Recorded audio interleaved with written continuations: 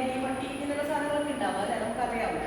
അപ്പൊ അങ്ങനെയുള്ള സംഭവങ്ങൾ കൂടിക്കിടന്ന് നമുക്ക് തന്നെ അസുഖം വരാതിരിക്കാൻ വേണ്ടിയിട്ടാണ് നമ്മൾ ആഴ്ചയിൽ ഒരു ദിവസം നമ്മൾ എന്തായാലും നമ്മൾ മക്കളാണെങ്കിലും ആരായാലും നമ്മൾ ചിലപ്പം വീട്ടിൽ നിന്ന് എന്തെങ്കിലുമൊക്കെ കഴിച്ച് പുറത്തോട്ട് ഇറങ്ങി നമ്മുടെ ശീലമാണ്, നമുക്ക് എല്ലാം കൊണ്ട് എറിഞ്ഞാണ് ശീലം. അപ്പൊ നമ്മളെന്നെ നമ്മളെന്തെങ്കിലും ഉണ്ടാക്കി ചിരട്ട, കുപ്പിയിലെ അടക്കുകൾ, മുട്ടത്തോട് ഇങ്ങനെയുള്ള സാധനങ്ങളൊക്കെ നമ്മൾ വെറുക്കി നമ്മൾക്ക് പൊടിച്ചെടുത്താൽ മതി, പ്രശ്നമില്ല. അതുപോലെ കയറുകൾ ഇങ്ങനെയുള്ള സാധനങ്ങളൊക്കെ വെറുക്കി നമ്മൾ നമ്മുടെ വീടിന്റെ സൈഡിലോട്ട് എവിടെയെങ്കിലും വെള്ളം കയറാത്ത സൈഡിലോട്ട് മാറ്റുക.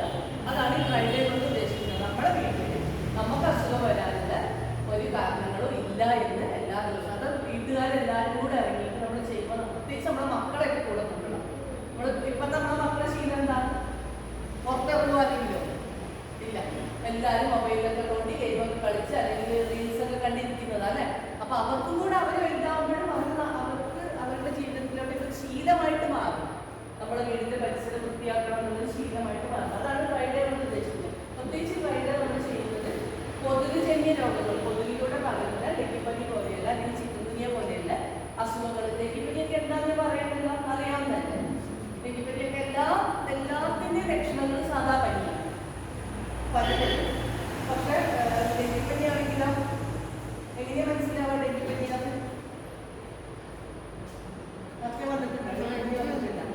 ഭയങ്കര തലവേദന, തല ഒരു വെയിറ്റ് പോലെ തോന്നും,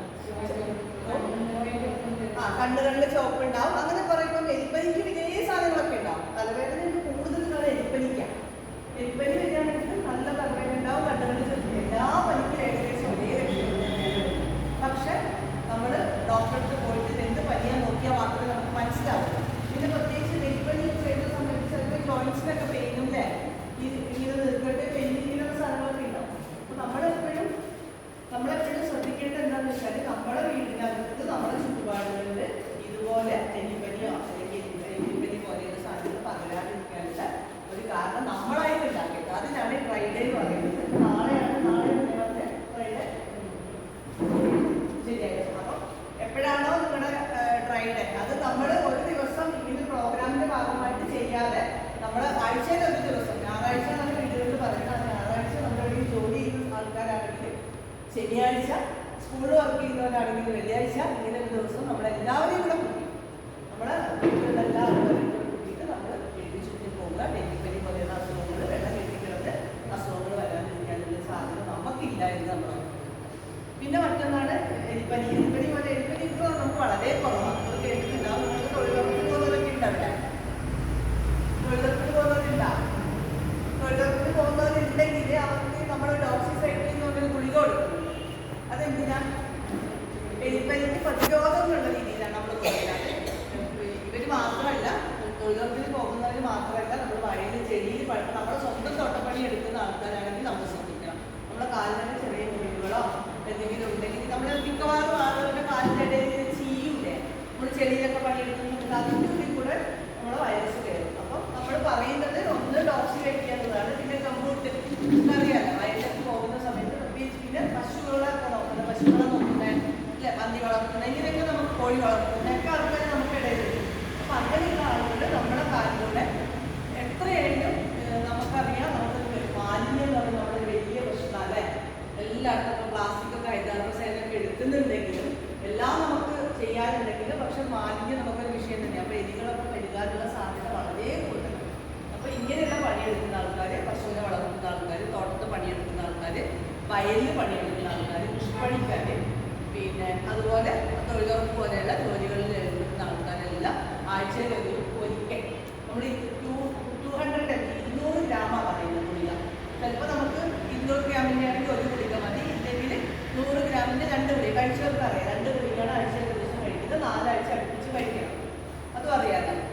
അപ്പോൾ അതാണ് നമ്മുടെ എലിപ്പനി തടയാൻ വേണ്ടിയിട്ടുള്ള ചെയ്യേണ്ടത്. അതുപോലെ തന്നെ നമ്മളെപ്പോഴും ജോലിക്ക് പോകുന്ന സമയത്ത് കമ്പ്യൂട്ടർ പോലെയല്ല, അതായത് നമ്മുടെ കാലിൽ ചെളി പറ്റാതിരിക്കുക എന്നുള്ളതാണ് ഉദ്ദേശിക്കുന്നത്. അതുപോലെ ചെറിയ മുറിവുകളൊക്കെ ഉണ്ടെങ്കിൽ നന്നായിട്ട് ഡ്രസ്സ് ചെയ്തിട്ടൊക്കെ പോകും.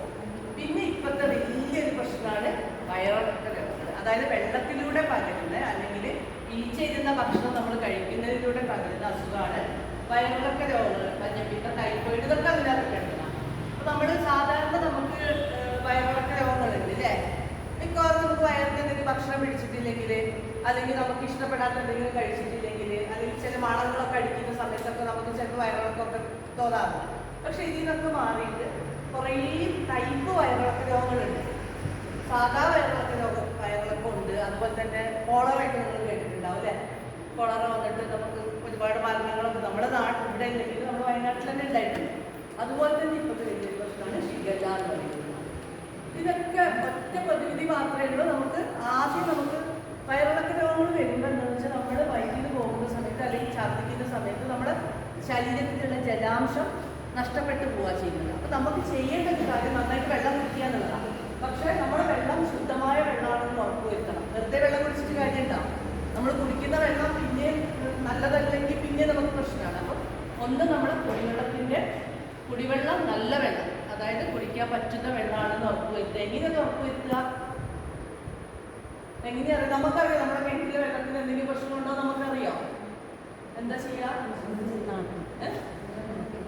വെള്ളം ടെസ്റ്റ് ചെയ്യാന്നൊക്കെ പറഞ്ഞാൽ 1650 രൂപയാണ്. നമുക്കെല്ലാം 3 മാസം കൂടുമ്പോഴോ അല്ല 6 മാസം കൂടുമ്പോഴോ ഇത് നടക്കുന്ന കാര്യമാണോ?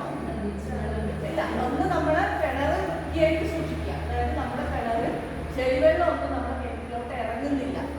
നമ്മളിപ്പം ചിലപ്പോൾ മിക്കവാറും ക്വാർട്ടേഴ്സിലൊക്കെ താമസിക്കുന്നതിപ്പോൾ ഞാൻ 2 വെള്ളം ഇൻസ്പെക്ഷൻ നടത്തിയിട്ടില്ല. ക്വാർട്ടേഴ്സ് താമസിക്കുകയാണ്. വെള്ളം മുഴുവൻ ചെളിവെള്ളം മുഴുവൻ അങ്ങോട്ട് ഇറങ്ങി ക്വാർട്ടേഴ്സുകാർ കാണുന്നില്ല. വാടകയ്ക്ക് താമസിക്കുന്നത് ഏത് വെള്ളമാണ് കുടിക്കുന്നതെന്ന് കാണുന്നില്ല. അപ്പോൾ നമ്മുടെ കിണർ നല്ല ശുദ്ധമായ വെള്ളമാണ്. അതിനകത്ത് മാലിന്യങ്ങൾ കലരുന്നില്ലാത്തത് നമ്മൾ ഓർക്കുക. ഒന്നാമത് നമ്മൾ കിണറിൻ്റെ മുകളിൽ ഒരു 1.5 മീറ്റർ, മിനിമം 1 മീറ്റർ എങ്കിലും ഹൈറ്റ് ഉണ്ടാവണം. അതായത് കെട്ടിയിട്ട് അല്ലേ, നമ്മൾ മേലോട്ട് കെട്ടൂലേ, അങ്ങനെ 1 മീറ്റർ 1.5 മീറ്റർ എങ്കിലും ഹൈറ്റിൽ നമ്മൾ കിണർ കെട്ടുക. അതുപോലെ തന്നെ നമ്മൾ കിണറിൻ്റെ ചുറ്റുഭാഗം ഉണ്ടാവും, കിടക്കുന്ന പുല്ലൊക്കെ വളരുന്ന സ്ഥലം. അതിൽ ഒരു 75 സെന്റിമീറ്റർ എങ്കിലും വീതിയിൽ നമ്മൾ കോൺക്രീറ്റ് ഇട്ടിട്ട് വൃത്തിയാക്കുകയും ചെയ്യണം. പിന്നെ കിണറൊന്നും വൃത്തികേടാവുന്നില്ല, വേറെ വേസ്റ്റ് ഒന്നും ഇറങ്ങുന്നില്ല. കിണറിലേക്ക് നോക്കിയാൽ അറിയാം ചെളിവെള്ളം